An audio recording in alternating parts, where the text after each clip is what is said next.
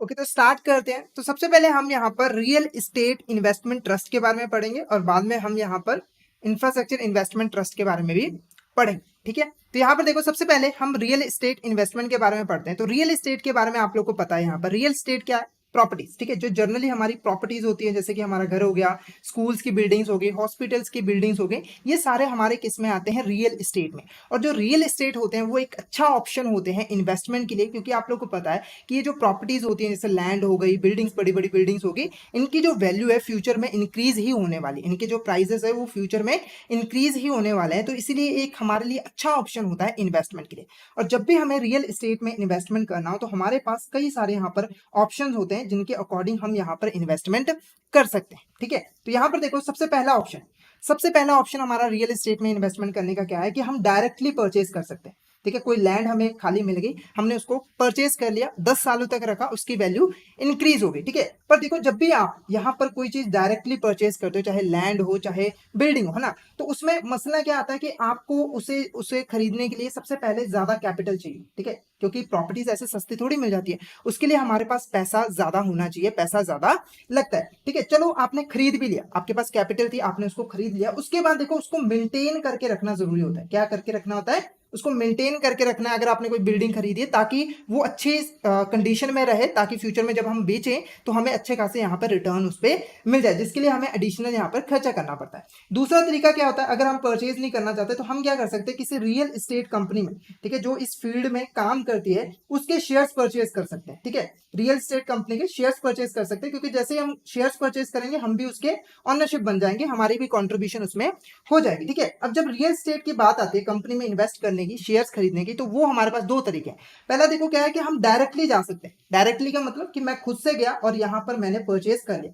दूसरा तरीका क्या होता है कि म्यूचुअल फंड के थ्रू भी जा सकते हैं। ठीक है, हमने म्यूचुअल फंड वालों को पैसा दे दिया और उन्होंने जो हमारा पैसा है वो रियल एस्टेट में इन्वेस्टमेंट कर दी। ठीक है, अब इसमें क्या मसला आता है? इसमें मसला आता है मार्केट रिस्क का। क्या आता है यहाँ पर? मार्केट रिस्क का। देखो, जब भी आप किसी कंपनी के शेयर्स परचेज करते हो तो फ्यूचर में वो कैसा परफॉर्म करेगा उसके ऊपर उसकी वैल्यू जो है डिपेंड करती है। हो सकता है कि फ्यूचर में जाके इस कंपनी की जो वैल्यू है वो कम होगी। जैसे ही कंपनी की वैल्यू कम होगी तो आपकी जो इन्वेस्टमेंट की वैल्यू थी वो भी यहाँ पर कम हो जाती है, जिसकी वजह से क्या होता है कि जो लोग हैं वो अच्छे तरीके से रियल इस्टेट में जो है यहाँ पर इन्वेस्टमेंट नहीं कर पाते और रिटर्न नहीं कमा पाते। ठीक है, तो इसी प्रॉब्लम को सॉल्व करने के लिए यहाँ पर जो है हमारा रियल इस्टेट इन्वेस्टमेंट ट्रस्ट का यहाँ पर कॉन्सेप्ट है। इसमें क्या होता है, एक ऑर्गेनाइजेशन होती है। ठीक है, यहाँ पर एक ऑर्गेनाइजेशन होती है जिसको हम यहाँ पर ट्रस्ट कहते हैं। ये क्या करती है, यहाँ पर डिफरेंट इन्वेस्टर्स है जो कि इंटरेस्टेड है रियल एस्टेट में इन्वेस्टमेंट करने के लिए, उनसे यहाँ पर क्या करते हैं, फंड्स इकट्ठा करते हैं। क्या करते हैं? यहाँ पर फंड्स इकट्ठा करते हैं। तो इन्वेस्टर क्या करते हैं, अपना जो भी पैसा होता है वो इन ट्रस्ट को दे देते हैं। अब ये ट्रस्ट इन पैसे का क्या करती है,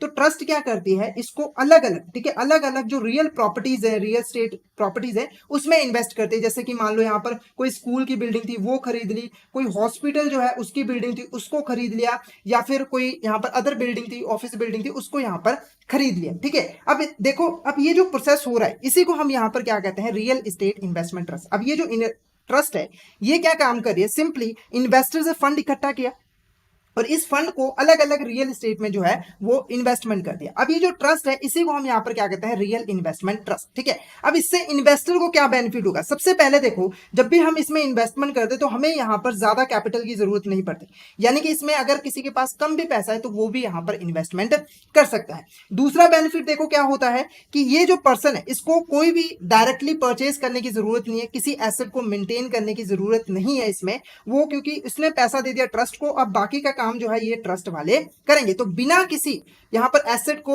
डायरेक्टली परचेज किए हमने जो है अब यहां पर इन्वेस्टमेंट कर दी रियल एस्टेट में। तो आप देखोगे कि यहां पर इस पैसा, ये जो इन्वेस्टर है जो इसने यहां पर पैसा लगाया, उसका पैसा किसमें लगाया, इस रियल एस्टेट को खरीदने के लिए। किसको? रियल एस्टेट को खरीदने के लिए। तो आप देख सकते हो कि बिना इस पर्सन ने उस एसेट को खरीदे उसमें अपना जो है कॉन्ट्रीब्यूशन दे दिया, और फ्यूचर में जाकर आप जब ये बेचा जाएगा तो इसमें पर्सन का, इन्वेस्टर का भी यहां पर हिस्सा होगा। क्लियर है आपको? तो ये कुछ कुछ सिमिलर आपको लग रहा होगा म्यूचुअल फंड की तरीके से, क्योंकि म्यूचुअल फंड भी ऐसा ही करता था।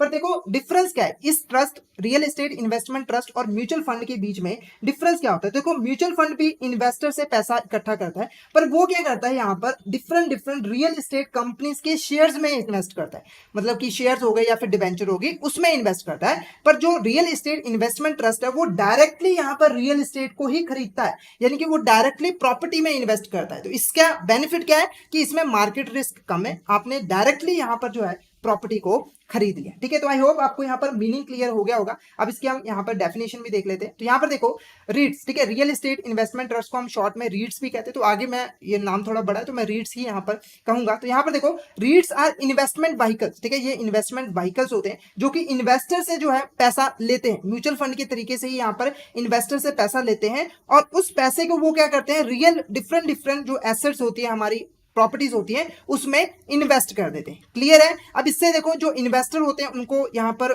बेनिफिट मिलता है। क्या बेनिफिट मिलता है कि बिना किसी प्रॉपर्टी को खरीदे मैनेज किए वो जो है यहाँ पर रियल एस्टेट में इन्वेस्टमेंट कर सकते हैं, यानी कि प्रॉपर्टी में डायरेक्टली इन्वेस्टमेंट कर सकते हैं। क्लियर है? अब देखो ये जो रियल एस्टेट इन्वेस्टमेंट ट्रस्ट होती है उनके लिए एक कंडीशन होती है कि उनके पास जो भी पैसा होता है, ठीक है, जो भी यहाँ पर पैसा आता है इन्वेस्टर पैसा लगाते हैं उसका 80%, ठीक है, उसका 80% उन्हें जो है कंप्लीटेड और रेंट जनरेटिंग प्रॉपर्टीज में इन्वेस्ट करना होता है। यानी कि ये जो कंपनीज हैं ऐसे ही किसी भी प्रॉपर्टी में इन्वेस्ट नहीं कर सकती। कंडीशन है कि 80% कम से कम कंप्लीटेड का मतलब जो पूरी तरीके से बन चुकी है, जैसे कोई स्कूल है पूरी तरीके से बन चुका है, फंक्शन कर रहा है, क्लियर है, तो उसमें यहां पर इन्वेस्टमेंट कर सकते हैं। कोई भी अंडर कंस्ट्रक्शन में इन्वेस्टमेंट कर तो सकती है पर बहुत ही कम, ज्यादातर कंप्लीटेड प्रोजेक्ट में इन्वेस्टमेंट कर सकती है। क्लियर है? तो ये हमारा मीनिंग था रीड्स का। नेक्स्ट देखो हिस्ट्री, ठीक है, अब हिस्ट्री पढ़नी भी जरूरी है कि ये आया कब, कैसे आया। तो यहाँ पर देखो सबसे पहले ये इंट्रोड्यूस हुआ था यूएसए में, ठीक है, यूएसए में कब हुआ था? 1960 में, ठीक है। इसको बनाने के लिए यहाँ पर cigar excise tax extension act पास किया गया था, ठीक है, और इसको बनाने का मेन पर्पस क्या था कि यूएसए में जो इंफ्रास्ट्रक्चर है ना, ठीक है, जो हमारी रियल एस्टेट है उसको यहाँ पर डेवलप करना। क्लियर है? तो आपने कौन कौन सी डिटेल याद रखनी है, पहले कहां पे हुआ था, यूएसए में, कब हुआ था, 1960 में, और इसके लिए कौन सा एक्ट पास किया गया, cigar excise tax extension act. Clear है? अब इंडिया में कब इंट्रोड्यूस हुआ गया था? तो इंडिया में 2017 में, ठीक है, 2017 में पहली हमारी रीट जो है यहाँ पर बनी थी और उसने पहली बार जो अपने यूनिट्स हैं वो सेल किए थे पब्लिक को 2018 में। आईपीओ का मतलब जब यहाँ पर पूरा नाम इसका क्या है, इनिशियल पब्लिक ऑफरिंग, जब हम पब्लिक से इसको ऑफर करते हैं तो बनी कब थी, 2017 में, पर 2018 में जाकर इसने जो है फाइनली अपने जो यूनिट्स थे वो पब्लिक को सेल किए थे। क्लियर है? काम इसका बिल्कुल सेम है जैसे म्यूचुअल फंड्स में मैंने आपको बताया था। म्यूचुअल फंड वाले क्या करते हैं, पैसा लेने के लिए क्या करते हैं, वो स्कीम्स लॉन्च करते हैं और उसकी जो यूनिट्स है वो सोल्ड करते हैं, सेल्ड करते हैं, ठीक है। तो ऐसे ही जो हमारे यहाँ पर इंफ्रास्ट्रक्चर जो ये वाली ट्रस्ट है वो भी क्या करती है, डिफरेंट डिफरेंट स्कीम्स के अंदर यूनिट्स बनाती है और उसको जो है पब्लिक को सेल करती है। क्लियर है आपको? अब इसको रेगुलेट कौन करता है, तो मेनली जो है जो भी हमारी रीट्स कंपनीज स्टॉक एक्सचेंज में लिस्टेड होती है उनको जो सेबी है हमारा वो यहाँ पर रेगुलेट करता है। तो रेगुलेट का पॉइंट आपको ध्यान रखना है कि इसको रेगुलेट कौन करता है, हमारा securities exchange board of India. Clear है? नेक्स्ट देखो ऑर्गेनाइजेशन ऑफ रीट्स, ठीक है। अब ये जो हमारी ऑर्गेनाइजेशन होती है रीट्स होती है वो बनती कैसे है, कैसे काम करती है, कौन कौन से इसमें पर्सन होते हैं जो कि यहाँ पर इंपॉर्टेंट रोल प्ले करते हैं। तो रीट की जो ऑर्गेनाइजेशन है उसको मेनली हम 4 पार्ट्स में डिवाइड कर सकते हैं, यानी कि इन 4 स्टेजेस पे पर्संस होते हैं और वो जो है रीट्स की फंक्शनिंग को परफॉर्म करते हैं। पहला देखो स्पॉन्सर, दूसरा ट्रस्टी, तीसरा स्पेशल पर्पस व्हीकल, चौथा हमारा क्या है, मैनेजर। तो एक एक करके हम इसको डिटेल में जो है स्टडी करते हैं। तो पहला देखो क्या है, स्पॉन्सर, ठीक है। अब स्पॉन्सर क्या होता है, वो पर्सन जिसने इस ट्रस्ट को बनाया होता है, यानी कि जो हमारे रियल एस्टेट इन्वेस्टमेंट ट्रस्ट है उसको इस्टेब्लिश जो पर्सन करता है उसी को हम यहाँ पर क्या कहते हैं, स्पॉन्सर। जैसे एक कंपनी में प्रमोटर होता है, ठीक है, कंपनी को स्टार्ट करने के लिए सारे काम वही करता है, ऐसे ही जो ये ट्रस्ट को बनाने के लिए काम कौन करता है, हमारा स्पॉन्सर करता है। क्लियर है? उसके बाद देखो स्पॉन्सर को एक ट्रस्टी भी अपॉइंट करना पड़ता है। अब ट्रस्टी कौन होता है, सिंपली देखो जो भी हमारी एसेट्स होती हैं, यानी कि अब देखो ये जो ट्रस्ट बनी, ठीक है, ये जो ट्रस्ट आई यहां पर इस ट्रस्ट ने पैसा कहां से लिया, इन्वेस्टर से।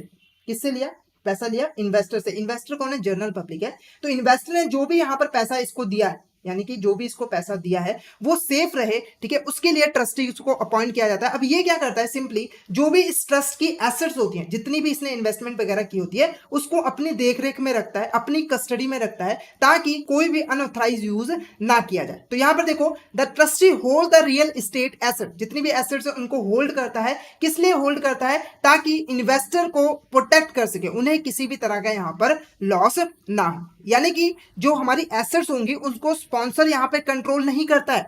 यानी कि एक बार ट्रस्ट अगर बन जाता है तो एसेट्स को रेगुलेट करने का, कंट्रोल करने का काम कौन करता है? ट्रस्टी का, स्पॉन्सर का इसमें किसी भी तरह का रोल नहीं होता है। क्लियर है? नेक्स्ट देखो, स्पेशल पर्पस व्हीकल, ठीक है। अब ये स्पेशल पर्पस व्हीकल क्या होते हैं? तो यहां पर देखो एक चीज है, कंपनी क्या कर सकती है, जो ये ट्रस्ट है वो क्या कर सकती है, ट्रस्टी अपॉइंट कर सकती है और वो जो है अपने पास एसेट्स को रख सकता है। पर कई केस में जो ट्रस्टीज होते हैं, जो हमारे स्पॉन्सर होते हैं, वो एक और पर्सन को यहां पर अपॉइंट कर लेते हैं जो कि उस ट्रस्ट के बिहाफ पर उनकी एसेट को जो है होल्ड करके रखता है।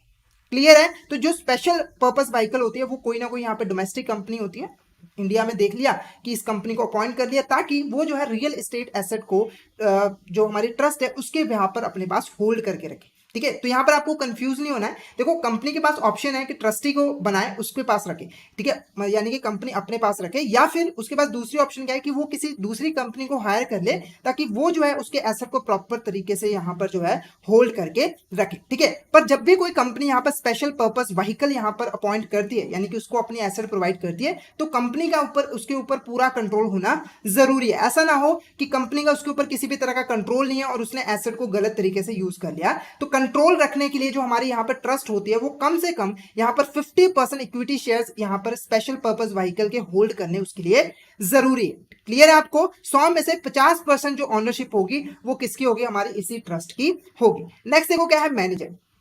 अब देखो यहां तक बात हो गई एसेट को होल्ड करना, पर एसेट जो होती है हमारी, ठीक है, जो भी यहां पर फंड्स इकट्ठा किए जाते हैं, ठीक है, इन्वेस्टर से जो भी फंड इकट्ठा किए जाते हैं, उसको फाइनली ये कंपनी क्या करती है, अलग अलग रियल एस्टेट में जो है इन्वेस्टमेंट करती है। तो इन्वेस्टमेंट करने का काम कौन करता है? मैनेजर। क्या करता है यहाँ पर? मैनेजर। यानी कि जो भी रियल एस्टेट की एसेट्स होती है, ठीक है, तो वो उनको पहले तो मैनेज करेगा अच्छे तरीके से और उसको जो है अलग अलग प्रॉपर्टीज में इन्वेस्ट करेगा जहां से ज्यादा प्रॉफिट यहां पर अर्न हो सकता है। ठीक है, तो ऐसे जो है यहां पर फंक्शनिंग की जाती है हमारी इस ट्रस्ट की। ठीक है, तो 4 लेवल पे यहाँ पर पर्सन होते हैं जो कि अपनी सर्विसेज यहाँ पर प्रोवाइड करते हैं।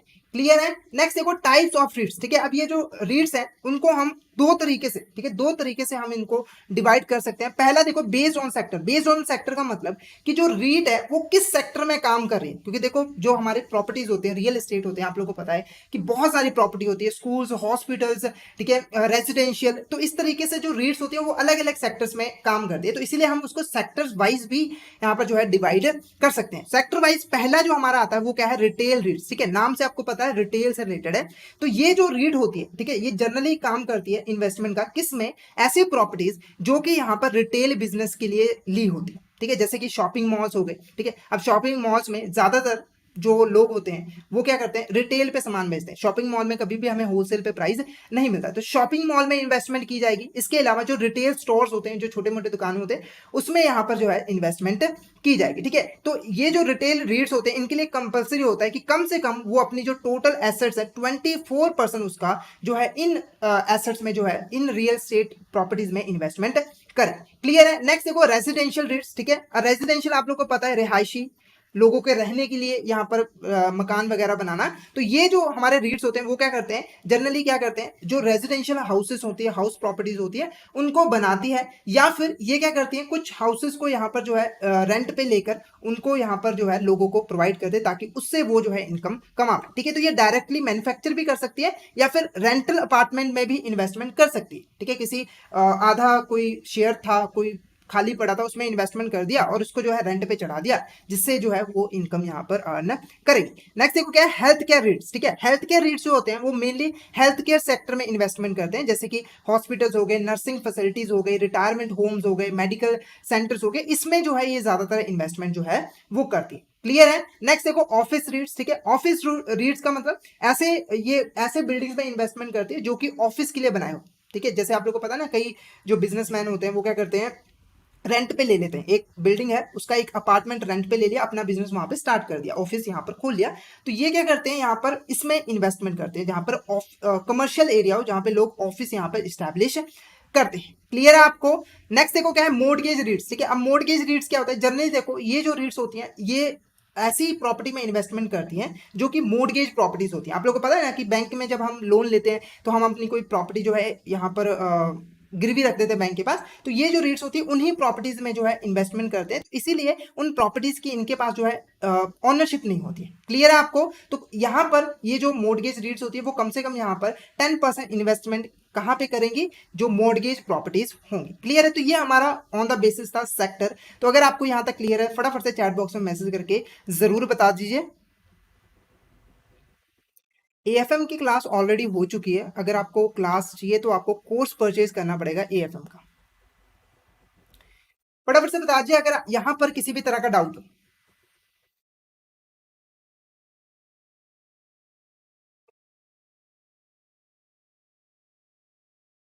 नेक्स्ट देखो हमारा यहाँ पर based on types of funding. ठीक है, अब फंडिंग के बेस पे भी हो सकता है, तो उसके हिसाब से पहला हमारा देखो क्या, इक्विटी रीट्स। ठीक है, अब ये इक्विटी रीट्स क्या होते हैं? तो ये जनरली जो है ऑनर होता है रियल एस्टेट प्रॉपर्टीज की, यानी कि जिन प्रॉपर्टीज में ये इन्वेस्टमेंट करते हैं उसके ये ऑनर्स होते हैं, उनके इक्विटी शेयर्स वगैरह यहाँ पर परचेज कर लिए जाते हैं या बिल्डिंग को डायरेक्टली यहाँ पर खरीद लिया जाता है और फाइनली उन प्रॉपर्टी को लोगों को लीज पे देके, रेंट पे देके उससे जो है इनकम कमाते हैं। ठीक है, तो जो इक्विटी रीट्स है वो जो भी प्रॉपर्टीज खरीदेंगे उसके ऑनर्स होंगे। नेक्स्ट देखो क्या है, मोर्टगेज रीट्स। ये मैंने ऑलरेडी आपको बता दिया, ये उसके जो है ऑनर्स नहीं होते, जो भी प्रॉपर्टीज में ये इन्वेस्टमेंट करते हैं उसके ऑनर्स नहीं होते, बस ये क्या करते हैं उस प्रॉपर्टी में इन्वेस्टमेंट की और उसमें जो है मार्जिन से पैसा कमाते हैं। मार्जिन क्या होता है? जनरली देखो जो लोन पे इंटरेस्ट पे किया जा रहा है, ठीक है, और जो यहाँ पर फीस रिसीव की जाती है सामने वाले पर्सन ने जिसको किराए पे यहाँ पर दिया है, उसके बीच का जो डिफरेंस होता है उससे ये जो है पैसा कमाती है। ठीक है, तो मोर्टगेज रीट्स कौन सी है? जो मोर्टगेज प्रॉपर्टी में इन्वेस्टमेंट करती हैं। क्लियर है? नेक्स्ट देखो हाइब्रिड रीट।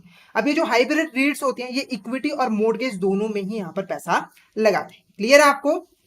ठीक है, तो हाइब्रिड कौन से हमारे यहाँ पर? जो इक्विटी और मोर्टगेज रेट दोनों में ही यहाँ पर पैसा लगाते हैं। अब हम यहाँ पर डिफरेंस देख लेते हैं। ऑलरेडी मैंने आपको यहाँ पर डिफरेंस बता दिया था कि जो हमारे रीट्स हैं और रियल एस्टेट म्यूचुअल फंड्स है उसमें यहाँ पर क्या डिफरेंस है, फिर भी हम कुछ पॉइंट्स यहाँ पर डिस्कस करेंगे जिससे और ज्यादा आपको यहाँ पर क्लैरिटी आ जाएगी कि दोनों के बीच में डिफरेंस क्या होता है। ठीक है, तो पहला देखो इन्वेस्टमेंट। ठीक है, इन्वेस्टमेंट में क्या होता है कि जो रील है वो रीट है वो जनरली डायरेक्टली यहाँ पर जो है प्रॉपर्टीज में इन्वेस्ट करते हैं, पर जो ये म्यूचुअल फंड्स होते हैं वो क्या करते हैं? रियल एस्टेट कंपनीज में इन्वेस्टमेंट करते हैं। उसके बाद पोर्टफोलियो डाइवर्सिफिकेशन। डाइवर्सिफिकेशन का मतलब होता है कि हम कितना अलग अलग जो है प्रॉपर्टीज में इन्वेस्ट कर सकते हैं। तो यहाँ पर जो डाइवर्सिफिकेशन का स्कोप होता है वो लिमिटेड होता है क्योंकि ज्यादा यहाँ पर प्रॉपर्टीज में इन्वेस्ट नहीं किया जाता, पर यहाँ पर जो डाइवर्सिफिकेशन होता है वो काफी ज्यादा होता है म्यूचुअल, क्योंकि रियल एस्टेट कंपनीज बहुत सारी हैं यहाँ पर, तो वो वहां पे शेयर्स वगैरह परचेज किए जा सकते हैं। उसके बाद इन्वेस्टमेंट पोटेंशियल। ठीक है, तो यहाँ पर देखो real estate value tends to increase during times of. अब देखो जो हम पैसा लगाते हैं रियल एस्टेट में, जो हम पैसा लगाते हैं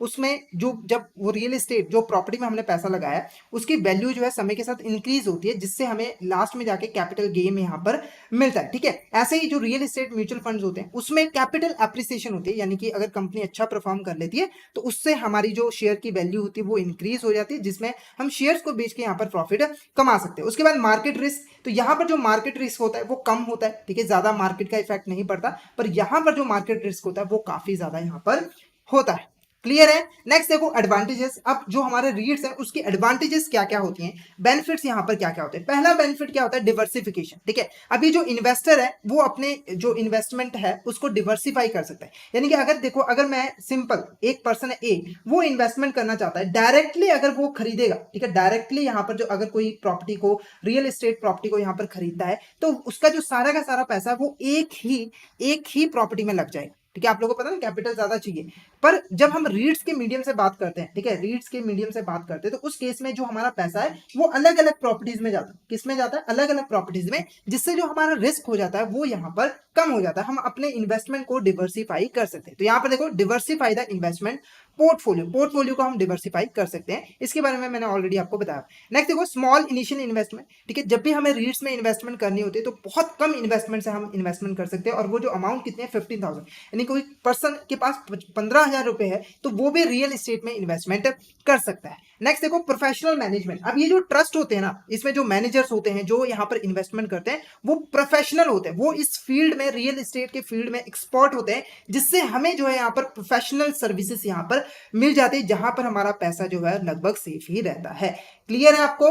नेक्स्ट देखो यहाँ पर रेगुलर इनकम जनरेशन। अब देखो जो हम पैसा रीट्स में लगाते हैं, ठीक है, ट्रस्ट को देते हैं, उस पर हमें रेगुलर इनकम जनरेट होती रहती है। क्योंकि देखो जो हमारी रीट्स होती है ना, वो जनरली क्या करती है, उनके पास जो भी पैसा आता है तो उनके ऊपर एक कंडीशन होती है कि जो भी पैसा उनके पास आया, जो भी इनकम आई है, उसका 90% जो है उनको यहाँ पर देना पड़ेगा। किसको देना पड़ेगा? जो हमारे इन्वेस्टर्स हैं, जिससे जो है हमारे इन्वेस्टर को रेगुलर पेमेंट यहाँ पर मिलती रहती है। क्लियर है? तो अगर कंपनी 100 रुपए उसको बेनिफिट होता है तो 90 रुपए किनको जाएगा? इन्वेस्टर्स को जाएगा। क्लियर है? नेक्स्ट देखो कैपिटल गेन्स। तो ये पता ही आप लोग को, कैपिटल गेन्स में देखो प्रॉपर्टी की जो वैल्यू है आज कुछ है, फ्यूचर में जाके उसकी वैल्यू इंक्रीज होनी, और जब हम बेचेंगे, यानी कि जब हम अपनी इन्वेस्टमेंट को बेचेंगे तो अब हमें यहाँ पर कैपिटल गेन जो है यहाँ पर मिलेगा। क्लियर है? तो यहाँ पर देखो कैपिटल गेन क्या है? इंक्रीज होता है वैल्यू के टाइम के साथ, जिससे हमें अगर बेचते हैं तो हमें प्रॉफिट यहाँ पर अराइज होता है। और जनरली मैं आपको बताऊं कि जो रियल एस्टेट प्रॉपर्टीज होती है उसको जब हम बेचते हैं तो उनका प्राइसेस हाई ही होते हैं, मतलब ऐसा नहीं है कि प्राइसेस कभी भी यहाँ पर कम हो जाएंगे।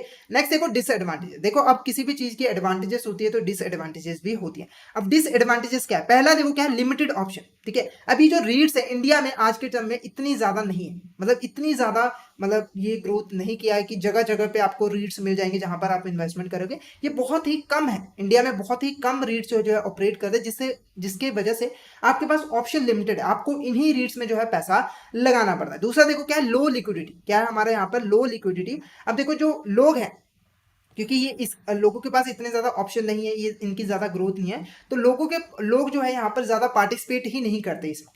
ठीक है, लोग ज्यादा इन्वेस्टमेंट ही नहीं करते, जिससे जो लिक्विडिटी वो कम रहती है। क्योंकि जब किसी पर्सन यहाँ पर बेचने की जरूरत पड़ती है ना, तो उसके पास जो है ऑप्शंस कम है, उसको बायर ढूंढने में बहुत मुश्किल होती है, जिसकी वजह से कई बार उसको जो है कम प्राइस पे भी सामान यहाँ पर बेचना पड़ता है। क्लियर है आपको?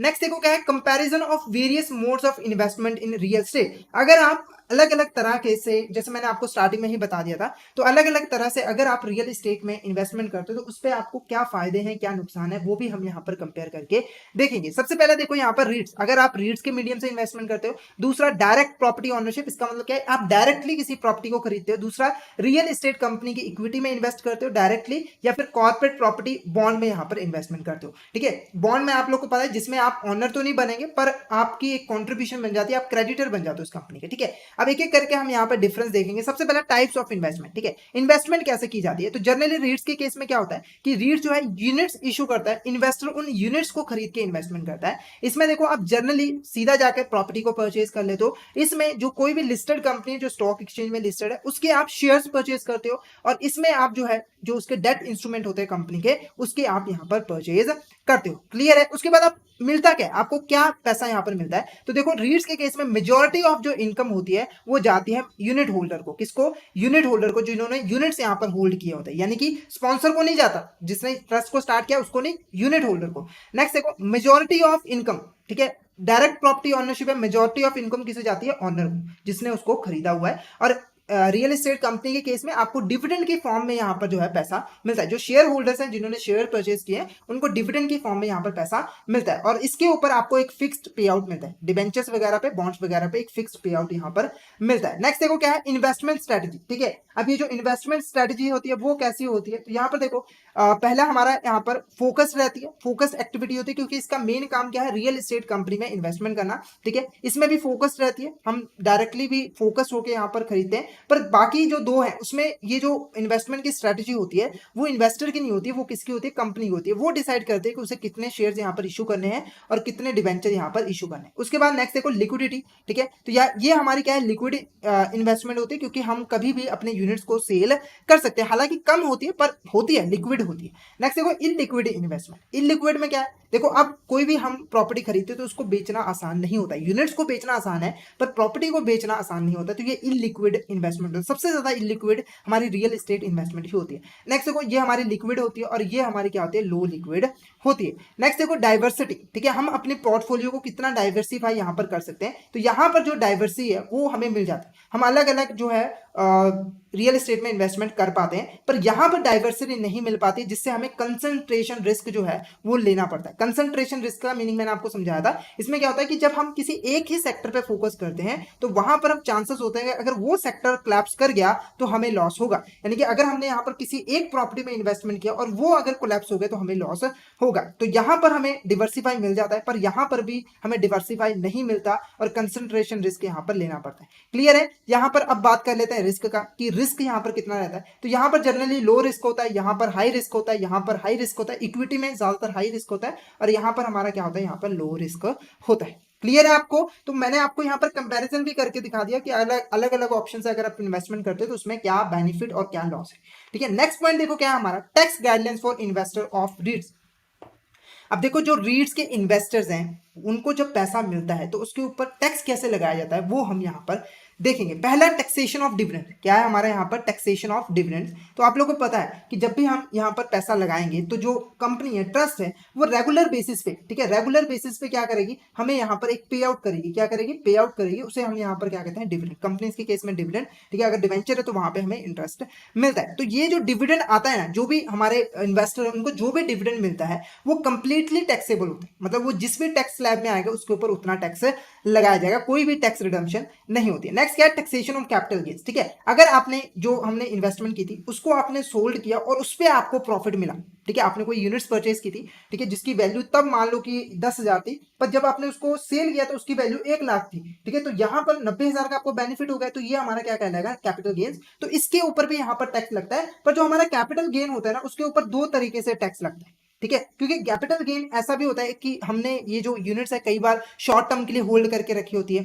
ठीक है, और कई बार हमने बहुत ज्यादा टाइम के लिए होल्ड करके रखी होती है। तो इसीलिए जो शॉर्ट टर्म कैपिटल गेन होता है वो भी हमारे दो पार्ट्स में आता है। एक शॉर्ट टर्म कैपिटल गेन, अगर आपने शॉर्ट टर्म के लिए यहाँ पर यूनिट्स को होल्ड करके रखा था और आपने सेल कर दिया, वो हमारा कहलाएगा शॉर्ट टर्म कैपिटल गेन। अब ये पीरियड क्या कितना है, मतलब कब हम किसी को शॉर्ट टर्म कैपिटल गेन मानेंगे और कब नहीं। तो जनरली देखो, अगर आपने कोई भी यूनिट्स यहाँ पर 1 साल या फिर उससे कम के लिए अपने पास होल्ड करके रखी थी और उसके बाद आपने उसको सेल किया, तो वो हमारा कहलाता है शॉर्ट टर्म कैपिटल गेन्स। यानी कि मान लो आपने यहाँ पर एक यूनिट खरीदी, ठीक है, यूनिट खरीदे और 6 महीने के अंदर अंदर आपने सोल्ड कर दिया, तो ये हमारा क्या कहलाएगा, यहाँ पर शॉर्ट टर्म कैपिटल गेन। और जो शॉर्ट टर्म कैपिटल गेन है उसके ऊपर जो टैक्स रेट है हमारा कितना है, 15%। 15% के हिसाब से यहाँ पर टैक्स लगता है। उसके बाद लॉन्ग टर्म कैपिटल गेन, बिल्कुल इसका ऑपोजिट। अगर आपने कोई यूनिट जो है 1 साल से ज्यादा के लिए होल्ड करके रखी है तो वो हमारा क्या कहलाएगा, लॉन्ग टर्म कैपिटल गेन्स। और इसके ऊपर जो टैक्स लगता है वो कितना लगता है, 10%। कितना, 10%। तो इसीलिए डिफरेंशिएट करना जरूरी होता है, क्योंकि शॉर्ट टर्म पे ज्यादा टैक्स लगता है और इसके ऊपर कम टैक्स यहाँ पर लगता है। क्लियर है? नेक्स्ट देखो, रेगुलेटरी गाइडलाइंस फॉर रीट। अब देखो, रीट को रेगुलेट कौन करता है, सेबी करता है, ठीक है।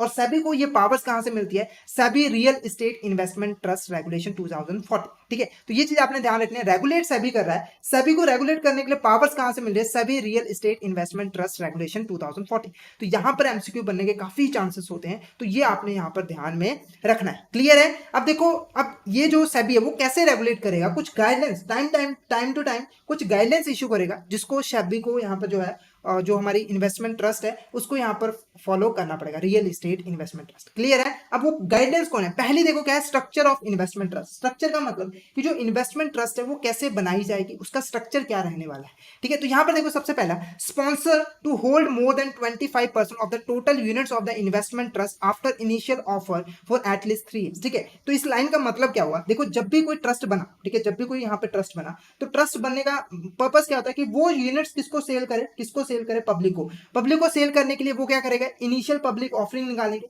ठीक है। तो जब भी किसी ट्रस्ट ने यहाँ पर इनिशियल पब्लिक ऑफरिंग निकाल दी, उसके 3 साल तक उसका जो स्पॉन्सर है कम से कम इस ट्रस्ट के 25% जो है ये होल्ड करके रखेगा। यानी कि जो टोटल यूनिट्स होंगी उसका 25% किसके पास होना चाहिए, स्पॉन्सर के पास होना चाहिए। ये कंडीशन सिर्फ और सिर्फ 3 साल के लिए, उसके बाद चेंजेस हो सकते हैं, ठीक है। उसके बाद नेक्स्ट देखो, it invest not less than 80% of the value in completed and revenue generating project. ये मैंने ऑलरेडी आपको बता दिया कि इन्वेस्टमेंट ट्रस्ट जो हमारी रीट्स है वो कम से कम 80% जो है वो कंप्लीटेड प्रोजेक्ट में ही इन्वेस्टमेंट कर सकती है, ठीक है। नेक्स्ट देखो, it invest not more than 10% in under construction project. ठीक है, तो अब बात तो हो गई कंप्लीटेड की, यहाँ पर कंप्लीटेड की हो गई कि 80% से ज्यादा ही इन्वेस्ट करना है, कम नहीं। पर अंडर कंस्ट्रक्शन का मतलब जो अभी चल रही है उसमें कितना इन्वेस्ट कर सकते हैं, तो मैक्सिमम 10%। कितना? मैक्सिमम 10%। कंप्लीटेड में 80% से ज्यादा कम नहीं, ज्यादा हो सकता है, पर अंडर कंस्ट्रक्शन में 10% से ज्यादा नहीं होना चाहिए।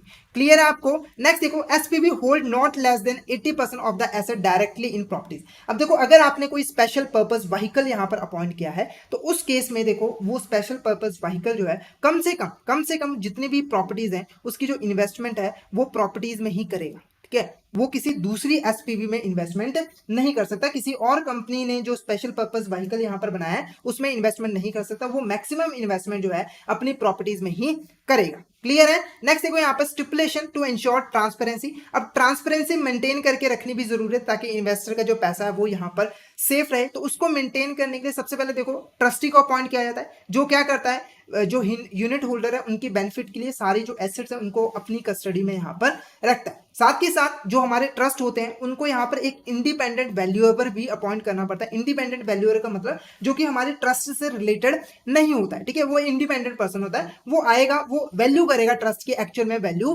कितनी है, और ये वंस एक कम से कम एक साल में एक बार कराना जरूरी होता है ट्रस्ट के लिए। नेक्स्ट देखो, the related party transaction to be on arm length basis. ठीक है, अब रिलेटेड पार्टी आप लोगों को पता है कि अगर कोई यहाँ पर ट्रस्ट है, ठीक है, तो ट्रस्ट के साथ उसका स्पॉन्सर रिलेटेड है, कोई स्पॉन्सर यहाँ पर पर्सन है, उसकी कोई कंपनी है, उसकी यहाँ पर कोई कंपनी है, तो अगर उसके साथ किसी भी तरह की डीलिंग होती है तो उसमें जो है ये आर्म लेंथ बेसिस पे जो है डीलिंग करेगा। इसका मतलब मैंने आपको ऑलरेडी कल वाले लेक्चर में यहाँ पर बता दिया। ठीक है, तो आर्म लेंथ बेसिस यहाँ पर मेंटेन करके रखना जरूरी होता है। नेक्स्ट देखो डिस्ट्रीब्यूशन रिक्वायरमेंट। ठीक है, अब डिस्ट्रीब्यूशन, अब जो भी यहाँ पर इनकम वगैरह आएगी, जो भी पैसा वगैरह आएगा उसको डिस्ट्रीब्यूट कैसे करना है उसके रिगार्डिंग भी यहाँ पर जो है गाइडलाइंस इशू करता है। पहला देखो क्या है यहाँ पर, पहला हमारा केस है एसपीवी का। जो एसपीवी है हमारी स्पेशल पर्पस व्हीकल, तो अगर उसको भी कोई भी पैसा यहाँ पर मिलता है, कोई भी किसी भी तरह का पैसा मिलता है, तो उसका जो 90% है वो किसे देना पड़ेगा, उसको इन्वेस्टमेंट ट्रस्ट को। जो ट्रस्ट है ना जिसने उसको अपॉइंट किया है, तो जो टोटल इसने पैसा लिया है, इसके पास कैश फ्लो आया, उसका यहाँ पर कम से कम 90% इसको इन्वेस्टमेंट ट्रस्ट को देना पड़ेगा। उसके बाद देखो जो इन्वेस्टमेंट ट्रस्ट है उसके बाद जो पैसा आया, यानी कि उसके बाद जो टोटल पैसा आया उसका 90% उसे किससे देना पड़ेगा, यूनिट होल्डर को। किसे देना पड़ेगा, यूनिट होल्डर को। तो यहां पर एक टेक्निकल टर्म लिखे, नेट डिस्ट्रीब्यूबल कैश, डिस्ट्रीब्यूबल कैश फ्लो। ठीक है, तो इसका मतलब क्या हुआ कि टोटल पैसा जो कि यहाँ पर ट्रस्ट डिस्ट्रीब्यूट कर सकता है, तो जो टोटल पैसा डिस्ट्रीब्यूट करने के योग है उसका 90% यूनिट होल्डर को देना पड़ेगा। क्लियर है? तो यहाँ पर आपको कंफ्यूज नहीं है ना, एसपीवी पहले देगा इन्वेस्टमेंट ट्रस्ट को, फिर वो देगा यूनिट होल्डर को। क्लियर है? और अगर किसी केस में जो हमारा एसबीपी है या फिर हमारा जो ट्रस्ट है, जो यूनियन जो रीट है, ठीक है, वो किसी हमारी जो प्रॉपर्टी है उसको सेल करता है, यानी कि किसी भी प्रॉपर्टी को सेल करते हैं और उससे जो पैसा आता है उसको वो री इन्वेस्ट कर देते हैं किसी प्रॉपर्टी में, तो उस केस में उसको डिस्ट्रीब्यूट करने की कोई भी जरूरत नहीं होती। तो यहाँ पर देखो अगर कोई एसेट यहाँ पे सोल्ड की गई है इन्वेस्टमेंट ट्रस्ट या फिर एसवीपी के द्वारा, और वो जो है जो भी पैसा आया उसको दोबारा से किसी प्रॉपर्टी या इंफ्रास्ट्रक्चर प्रोजेक्ट में इन्वेस्टमेंट कर देते हैं, तो उस केस में उसको कोई भी रिक्वायरमेंट नहीं है डिस्ट्रीब्यूट करने की। क्लियर है? नेक्स्ट देखो हमारा यहाँ पर इंफ्रास्ट्रक्चर इन्वेस्टमेंट ट्रस्ट। तो यहाँ पर हमारा जो है रीट का कॉन्सेप्ट यहाँ पर खत्म हो गया है, रियल एस्टेट इन्वेस्टमेंट ट्रस्ट का जो कॉन्सेप्ट है वो खत्म हो गया। तो हमने इस वीडियो में जो है पहला पार्ट यहाँ पर हमने डिटेल में पढ़ लिया है। तो फटाफट से एक बार चैट बॉक्स में मैसेज जरूर कर दीजिए कि आपको यहाँ तक क्लियर है। अगर किसी भी तरह का यहाँ पर डाउट होता है चैट बॉक्स में आप मैसेज कर सकते हो। नेक्स्ट हम इंफ्रास्ट्रक्चर इन्वेस्टमेंट ट्रस्ट के बारे में पढ़ेंगे। फटाफट से चैट बॉक्स में मैसेज करके बता दिए कि आपको यहाँ तक क्लियर है।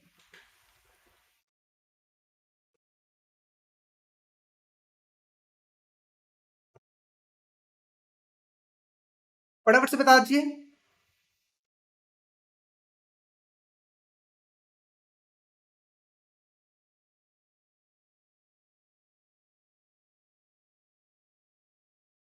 ओके, नेक्स्ट देखते हैं हम यहाँ पर इंफ्रास्ट्रक्चर इन्वेस्टमेंट ट्रस्ट। ठीक है, तो इंफ्रास्ट्रक्चर का मतलब आप लोगों को पता है। ठीक है, इंफ्रास्ट्रक्चर क्या होता है, जो हमारी यहाँ पर बिल्डिंग्स वगैरह होती हैं, जो हमारे हाईवेज होते हैं, रोड्स होते हैं, वो हमारे किस में आते हैं, इंफ्रास्ट्रक्चर में ही आते हैं। क्लियर है आपको? अब देखो जो किसी भी देश में जो इंफ्रास्ट्रक्चर को डेवलप करने का काम होता है किसका होता है, गवर्नमेंट का होता है। किसका होता है? हमारी जो गवर्नमेंट है, इंडियन गवर्नमेंट, उसका यहाँ पर काम होता है। वो ज्यादातर यहाँ पर स्पेंडिंग करती है देश के इंफ्रास्ट्रक्चर को डेवलप करने के लिए। पर आप लोगों को पता है कि जो गवर्नमेंट है वो कितना फंड यहाँ पर लगा पाए। ठीक है, उनके पास भी फंड्स की इतनी ज्यादा कमी है, उनके पास भी फंड्स अवेलेबल हैं, जिससे हमारे देश का जो इंफ्रास्ट्रक्चर है वो यहाँ पर डेवलप नहीं हो पाता। तो इस प्रॉब्लम को सॉल्व करने के लिए यहाँ पर इंफ्रास्ट्रक्चर इन्वेस्टमेंट ट्रस्ट यहाँ पर बनाया गया। अब ये ट्रस्ट का मेन काम क्या था, इस ट्रस्ट का मेन काम क्या था कि डिफरेंट डिफरेंट इन्वेस्टर्स जो कि इंफ्रास्ट्रक्चर में इन्वेस्ट करना चाहते हैं, ठीक है, जो रोड हाईवेज यहाँ पर बन रहे हैं, हॉस्पिटल्स बना रही है गवर्नमेंट, उसमें अपना कॉन्ट्रीब्यूशन देना चाहते हैं, इन्वेस्टमेंट करना चाहते हैं, तो ये ट्रस्ट क्या करती है, इनसे पैसा लेती है, इनसे पैसा लेते हैं, यूनिट सेल करती है और इस पैसे को कहाँ पे इन्वेस्ट कर देती है, इंफ्रास्ट्रक्चर प्रोजेक्ट में, ठीक है, जो कि हमारे देश के डेवलपमेंट लिए काफी जरूरी है, उन इंफ्रास्ट्रक्चर प्रोजेक्ट में उसको डेवलप कर देते हैं। तो मीनिंग सेम ही है जो हमने अभी ट्रस्ट पढ़ा, काम बिल्कुल सेम है, फंक्शनिंग बिल्कुल सेम है, बस डिफरेंस क्या है कि ये सिर्फ और सिर्फ इंफ्रास्ट्रक्चर पे फोकस करते हैं, रोड हाईवेज, ठीक है, जो स्कूल्स हाईवेज, इस पे यहाँ पर ज्यादातर फोकस किया जाता है और उसमें सभी तरह के रियल एस्टेट प्रॉपर्टीज पे फोकस किया जाता है। क्लियर है? तो यहाँ पर देखो जो हमारे इनवीट्स होते हैं, इनको हम शॉर्ट में इनवीट्स कहेंगे। इनवीट्स आर लिस्टेड इन्वेस्टमेंट ट्रस्ट, ये हमारे लिस्टेड इन्वेस्टमेंट ट्रस्ट होती है जो कि इन्वेस्टर्स को अलाउ करती है कि वो भी इंफ्रास्ट्रक्चर डेवलपमेंट एक्टिविटीज में अपना कॉन्ट्रीब्यूशन दे सकते हैं, यानी कि उनका भी स्टेक हो सकता है यहाँ पर इंफ्रास्ट्रक्चर प्रोजेक्ट में। क्लियर है? तो ये जनरली पैसा लगाएंगे और वो ट्रस्ट अलग अलग इंफ्रास्ट्रक्चर प्रोजेक्ट में पैसा लगाएगी ताकि हमारे देश में इंफ्रास्ट्रक्चर डेवलप हो सके। ठीक है, अब फीचर देख लेते हैं, ये इंट्रोड्यूस कब हुआ था, तो 2014 में, ठीक है, 2014 में जो है पहली बार हमारा जो इनवीट्स ट्रस्ट है वो यहाँ पर बना था। इसको बनाने के लिए इंडियन ट्रस्ट एक्ट 1882 को यहाँ पर जो है पास किया गया था। ठीक है, इसको इंडियन ट्रस्ट एक्ट 1882 के अंडर जो है बनाया गया था। क्लियर है आपको? तो एक्ट पहले ही पास किया गया था, इस एक्ट की प्रोविजंस के अकॉर्डिंग जो है इसको यहाँ पर बनाया गया था। अब इसको रेगुलेट करने का काम कौन करता है? सेबी करता है, सेबी ही इसको रेगुलेट करता है। ठीक है, सेबी को पावर कहां से मिलती है? SEBI infrastructure investment trust regulation 2014। तो ये आपने यहाँ पर ध्यान रखना है, कौन सा यहाँ पर रेगुलेशन है? SEBI infrastructure investment trust regulation 2014। Clear है? अब इसका भी हम ऑर्गेनाइजेशन सेटअप देख लेते हैं कि इसका जो मैनेजमेंट होता है वो कैसा होता है। तो सबसे पहले देखो, यहाँ पे एक स्पॉन्सर होगा जो कि यहाँ पर इनवीट्स को बनाएगा, उसको यहाँ पर इस्टेब्लिश करेगा। क्लियर है? अब देखो, इनवीट्स के केस में ये कंपलसरी होता है कि जो स्पॉन्सर होगा वो यहाँ पर इंफ्रास्ट्रक्चर डेवलपमेंट कंपनी ही हो सकती है, यानी कि जो इसको ऑर्गेनाइजेशन को बनाएगा वो पहले से ही इंफ्रास्ट्रक्चर डेवलपमेंट के लिए काम करता होना चाहिए। ठीक है, उसमें उसको एक्सपीरियंस होना चाहिए और साथ के साथ मैक्सिमम जो है यहाँ पर स्पॉन्सर 3 ही हो सकते हैं, यानी कि 3 से ज्यादा स्पॉन्सर इस केस में नहीं हो सकते। उसके बाद देखो, एक ट्रस्टी होगा। ठीक है, ट्रस्टी का काम बिल्कुल सेम है कि वो एसेट्स को होल्ड करके रखेगा ताकि इन्वेस्टर का जो इंटरेस्ट है वो प्रोटेक्टेड रहे। नेक्स्ट देखो, एक मैनेजर होगा। ठीक है, मैनेजर का मेन काम क्या है यहाँ पर कि वो जो है जो भी एसेट्स हैं इस ट्रस्ट के, इनवीट्स ट्रस्ट के जो भी एसेट्स हैं उसको यहाँ पर जो है वो मैनेज करेगा और उसकी जो है इन्वेस्टमेंट करेगा। ठीक है, तो अब जो मैनेजर होते हैं हमारे इनवीट्स में वो 2 तरीके के होते हैं, एक होता है इन्वेस्टमेंट मैनेजर और एक होता है प्रोजेक्ट मैनेजर। ठीक है, तो इन्वेस्टमेंट मैनेजर कौन होता है? ये जो है इन्वेस्टमेंट रिलेटेड काम देखता है। इन्वेस्टमेंट रिलेटेड मतलब जो इस ट्रस्ट ने पहले इन्वेस्टमेंट की हुई है उसको देखता है कि क्या उस इन्वेस्टमेंट से हमें उतनी रिटर्न मिल रही है जितनी हमने उम्मीद की थी। यानी कि जब भी हम इन्वेस्टमेंट करते हैं तो हम उम्मीद करते हैं ना कि हमें कम से कम इतनी रिटर्न मिलनी चाहिए। तो ये क्या करता है, जो इन्वेस्टमेंट उसको स्टडी करता है और देखता है कि क्या हमें उतनी रिटर्न मिल रही है कि नहीं, क्या हमें उसे होल्ड करके रखना चाहिए या फिर सेल करके किसी और में इन्वेस्टमेंट करनी चाहिए। क्लियर है? साथ ही साथ ये नई इन्वेस्टमेंट से रिलेटेड भी डिसीजन लेता है कि हमें कहाँ कहाँ पे जो है इन्वेस्टमेंट करने चाहिए। तो सारे काम ये इन्वेस्टमेंट से रिलेटेड करता है। नेक्स्ट देखो क्या है, प्रोजेक्ट मैनेजर। अब प्रोजेक्ट मैनेजर क्या होता है? इसका काम होता है सिंपली जो यहाँ पर इंफ्रास्ट्रक्चर प्रोजेक्ट है उसको मैनेज करना। ठीक है, अगर कोई यहाँ पर हाईवे का प्रोजेक्ट है तो उसको ये मैनेज करता था, उसको प्रॉपर तरीके से जो है करने में हेल्प करता था। डिफरेंस आपको यहाँ पर क्लियर हो गया होगा, ये इन्वेस्टमेंट कर रहा है पर ये जो प्रोजेक्ट के लिए काम कर रहा है, प्रोजेक्ट को बना रहा है। क्लियर है आपको? तो 2 तरह के हमारे यहाँ पर मैनेजर होते हैं। तो ये जो हमारा मैनेजमेंट है वो यहाँ पर सिर्फ और सिर्फ 3 पार्ट्स में डिवाइडेड है, एक स्पॉन्सर होगा, एक ट्रस्टी होगा और एक यहाँ पर मैनेजर होगा। नेक्स्ट देखो क्या है, टाइप्स ऑफ इनवीट्स। ठीक है, अब इनवीट्स कितने टाइप्स के होते हैं? तो पहला देखो क्या है, पब्लिक लिस्टेड इनवीट्स। ठीक है, अब पब्लिक लिस्टेड इन्वेस्ट क्या होते हैं? ऐसे इनवीट्स, ठीक है, ऐसे हमारे इंफ्रास्ट्रक्चर इन्वेस्टमेंट ट्रस्ट जो कि यहाँ पर स्टॉक एक्सचेंज में लिस्टेड है उसे हम कहते हैं पब्लिक लिस्टेड इनवीट्स। यानी कि अगर किसी को पब्लिक लिस्टेड इनवीट्स बनना है तो उन्हें स्टॉक एक्सचेंज में लिस्टेड होना चाहिए। क्लियर है? और अगर कोई जो हमारी यहाँ पर ट्रस्ट है वो यहाँ पर पब्लिक लिस्टेड इनवीट्स बन जाती है तो उसके जो यूनिट्स होते हैं उनको खरीदा और बेचा जा सकता है एक्सचेंज में। क्लियर है? कोई भी रिटेल कस्टमर है या फिर इंस्टीट्यूशनल इन्वेस्टर है, वो डायरेक्टली यहाँ पर जो है स्टॉक एक्सचेंज में जाके इनको यहाँ पर खरीद सकता है। क्लियर है? नेक्स्ट देखो क्या है, प्राइवेटली हेल्ड इनविट्स। ठीक है, प्राइवेटली हेल्ड इनविट्स मतलब वो इनविट्स जो कि जिसके जो शेयर्स हैं वो सॉरी शेयर्स नहीं, जिसके यूनिट्स जो है वो स्टॉक एक्सचेंज में लिस्टेड नहीं, जो कि यहाँ पर स्टॉक एक्सचेंज में अभी तक उन्होंने लिस्ट नहीं करा है, जिसकी वजह से उसके जो स्टॉक्स होते हैं, उनके जो यूनिट्स होते हैं, उनको यहाँ पर खरीदा और बेचा नहीं जा सकता एक्सचेंज के थ्रू। ठीक है, तो इस केस में जो प्राइवेटली हेल्ड इनविट्स होते हैं वो क्या करते हैं, यूनिट्स को प्राइवेटली सोल्ड करते हैं, यानी कि कुछ प्राइवेट पर्सन चूज किए, ठीक है, उनको यहाँ पर जो है यूनिट सोल्ड कर दिए। तो जो भी पर्सन होंगे उनको प्राइवेटली जो है हेल्ड कैसे करता है, उसका मॉडल कैसा है, तो यहाँ पर देखो सबसे पहले जो ट्रस्ट होता है वो क्या करता है, यूनिट्स को इशू करता है, किसको, इन्वेस्टर को, किसको, इन्वेस्टर को, उससे इसको यहाँ पर पैसा मिलता है, और इस पैसे को जो डेवलपर होते हैं, डेवलपर कौन, जो यहाँ पर इंफ्रास्ट्रक्चर को डेवलप करते हैं, वो इस पैसे को यूज करते हैं न्यू एसेट को क्रिएट करने के लिए, जैसे हाईवेज हो गए, बिल्डिंग्स हो गए, उसको बनाने के लिए, या फिर अगर उसका कोई यहाँ पर पुराना लोन वगैरह है उसकी पेमेंट करने के लिए इस पैसे को यूज करते हैं, ताकि वो फ्री होकर यहाँ पर काम कर पाए। ठीक है, अब जो लोगों ने यहाँ पर इन्वेस्टमेंट किया उस इन्वेस्टमेंट के बदले में उन्हें जो है हर साल जो है पीरियोडिक इंटरवल पे कुछ पैसा जो है डिविडेंड के फॉर्म में मिलता है। ठीक है, अब नेक्स्ट कंडीशन हमारी बिल्कुल सेम है कि ये जो भी इनके पास पैसा आएगा उसका 90% इनको यूनिट होल्डर को देना पड़ेगा। तो ये हमारा बिल्कुल सेम है जो पहले वाला ट्रस्ट था। नेक्स्ट देखो क्या है, टैक्सेशन ऑन इन्वेस्टमेंट। ठीक है, टैक्सेशन अब कैसे लगता है, टैक्स यहाँ पर कैसे लगता है, तो यहाँ पर देखो अगर डिविडेंड है तो उसके ऊपर कंप्लीटली टैक्स लगेगा,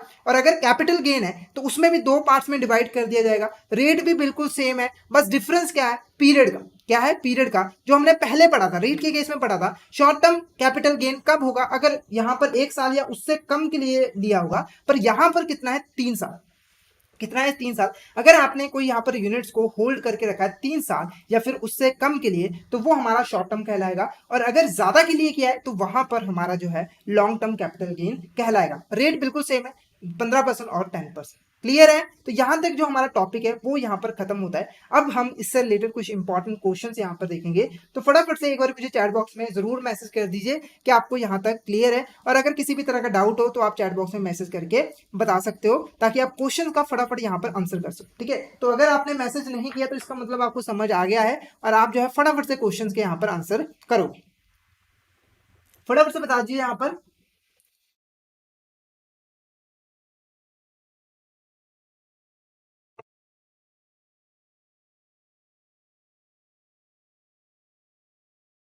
क्लियर है? तो चले नेक्स्ट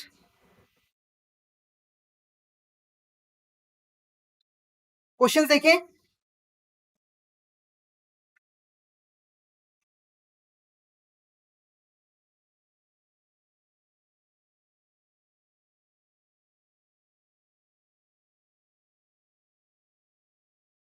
ओके, तो क्वेश्चन देखते हैं यहाँ पर। हमारा पहला क्वेश्चन देखो, investing in REITs allow the investor to invest. ठीक है, जब भी हम रीट्स में इन्वेस्ट करते हैं तो उससे हम किस में इन्वेस्ट करते हैं, क्या वो रियल एस्टेट कंपनी होती है, या फिर म्यूचुअल फंड स्कीम होती है, या फिर इनकम प्रोड्यूसिंग रियल एस्टेट होती है, प्रॉपर्टीज होती है, या फिर ऑल ऑफ द अबव। फटाफट से इसका आंसर बता दीजिए। इसका आंसर क्या होगा, जब भी कोई पर्सन यहाँ पर रीट्स में इन्वेस्टमेंट करता है तो वो किस चीज में इन्वेस्टमेंट कर पाता है, क्या वो रियल एस्टेट कंपनी है, क्या वो म्यूचुअल फंड स्कीम है, या फिर इनकम प्रोड्यूसिंग रियल एसेट है।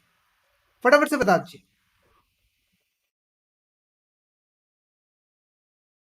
फटाफट से इसका आंसर बता दीजिए। इसका आंसर क्या है?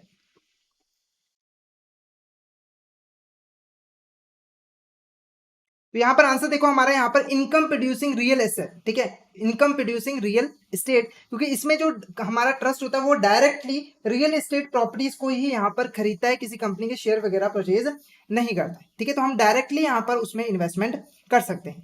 क्लियर है? नेक्स्ट देखो हमारा, read should be invested in completed and rent generating property. ठीक है, जो भी रीड के पास जितना भी पैसा आता है उसका कितना परसेंट उसे जो है कंप्लीटेड और रेंट जनरेटिंग प्रॉपर्टीज में इन्वेस्ट करना है। तो फटाफट से इसका आंसर बता दीजिए। फटाफट से इसका आंसर बता दीजिए। इसका आंसर क्या होगा?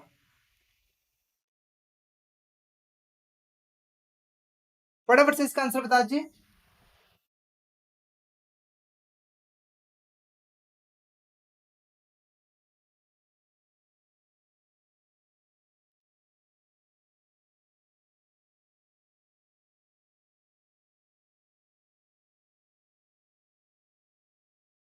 तो आंसर देखो हमारा क्या है, यहाँ पर 80%। कितना है? 80%, कम से कम 80% का इन्वेस्टमेंट उन्हें कंप्लीटेड और रेंट जनरेटिंग प्रॉपर्टीज में करना है। ठीक है, तो फर्स्ट क्वेश्चन का जिन्होंने ऑल ऑफ द अबव कहा है देखो हमारा जो आंसर है वो यहाँ पर option C income producing real estate है। तो मैंने आपको पहले भी कंपैरिजन करके यहाँ पर बताया था, सारे केसेस बताए थे, म्यूचुअल फंड हो चाहे यहाँ पर कंपनी का केस हो, उसमें मैंने आपको बताया था। क्लियर है। नेक्स्ट देखो हमारा यहाँ पर क्वेश्चन था, the first Indian रीट्स was establish in and regulated by. जो हमारा फर्स्ट रीट था इंडिया में कब इस्टेब्लिश हुआ था और उसको रेगुलेट कौन करता है, उसको यहाँ पर रेगुलेट कौन करता है? फटाफट से इसका आंसर बता दीजिए, फटाफट से इसका आंसर बता दीजिए।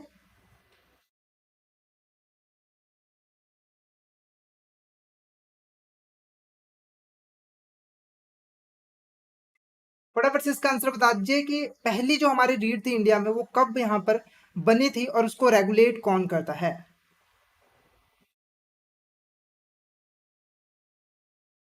जिन्होंने 90% कहा था, 90% देखो क्या था, वो जो टोटल आता था ना पैसा, जो टोटल पैसा आता था ट्रस्ट के पास, वो 90% उसे यूनिट होल्डर को देना पड़ता था। ठीक है, पर जो इन्वेस्टमेंट की कंडीशन थी वो क्या थी कि 80% उनको जो है कंप्लीटेड प्रोजेक्ट में करना था। क्लियर है आपको? तो कंफ्यूज नहीं होना है आपको, थोड़ा परसेंटेज का है इसलिए कंफ्यूज हो रहे हो आप लोग, तो कंफ्यूज नहीं होना है।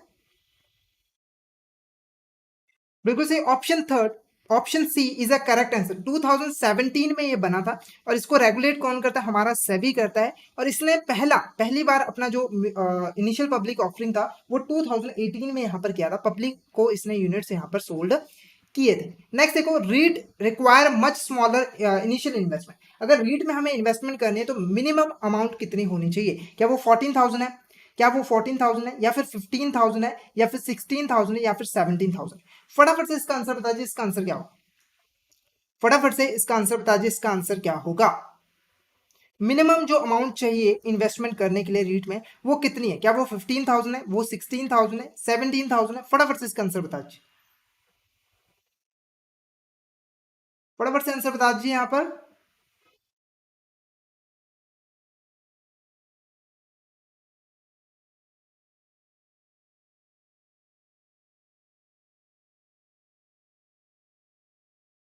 बिल्कुल सही, option B 15,000 is a correct answer. 15,000 is a correct answer. Next question देखो, which of this tax rate is applicable to short term capital gains? ठीक है, इसमें से कौन सा हमारा जो टैक्स रेट है वो एप्लीकेबल होता है शॉर्ट टर्म कैपिटल गेन्स में? क्या ये 10% है, क्या ये 15% है, क्या ये 20% है, या फिर 25%? फटाफट से यहाँ पर बता दिया, अगर शॉर्ट टर्म कैपिटल गेन होता है तो उस केस में कितना टैक्स रेट यहाँ पर लगता है? फटाफट से इसका आंसर बता दीजिए,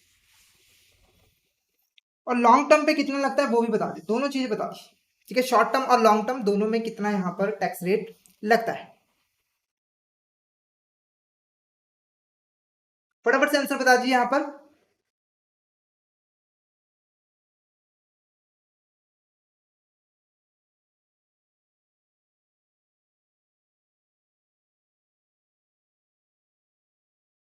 फटाफट से बता दीजिए यहाँ पर। शॉर्ट टर्म कैपिटल गेन पे जो हमारा यहाँ पर रेट लगता है वो लगता है 15%, इसलिए option B is a correct answer. कितना है हमारे यहाँ पर? Option B is a correct answer, 15%। ठीक है, और 10% हमारा किस पे लगता है? लॉन्ग टर्म पे। किस पे? लॉन्ग टर्म पे। क्लियर है? तो यहाँ पर हमारा जो आज का टॉपिक है वो यहाँ पर ओवर होता है।